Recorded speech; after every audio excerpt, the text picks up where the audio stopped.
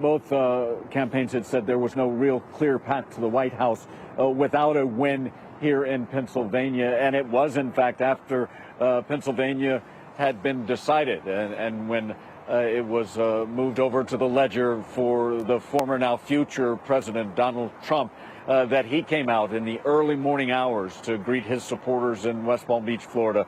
The supporters who had been there through the night and into the early morning, telling them, and I'm quoting here, that this was a huge win for democracy, joined by his family, by key staff members on the stage.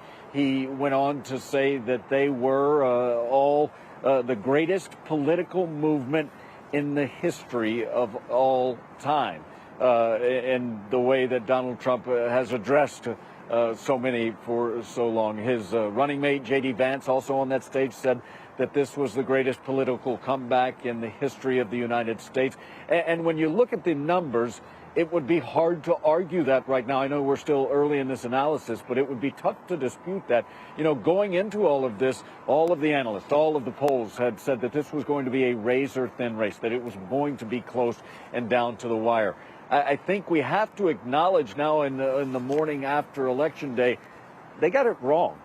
This was a decisive win by now President-elect Donald Trump. He won on the ground in several key states, not only here in Pennsylvania, but Georgia and North Carolina, battleground states where he won as well.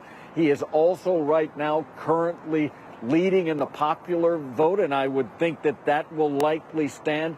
And so this was a campaign that stuck to its core message, while its candidate at times strayed really far aframe.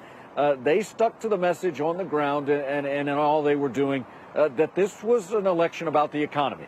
And for months, as we moved toward Election Day, polls would indicate that when it came to the economy, that more voters favored Donald Trump than the vice president. And it appears that sticking to that strategy paid off at the ballot box. And now the 45th president will become the 47th president, Donald Trump, moving back into the Oval Office. As for the Vice President, Kamala Harris, we have not heard from her. She did not address her rally at Howard University, her alma mater, where she was to speak last night in Washington.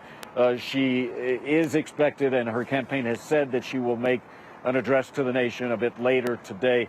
They saying that it's obviously going to be a very difficult speech and emotional speech for the Vice President.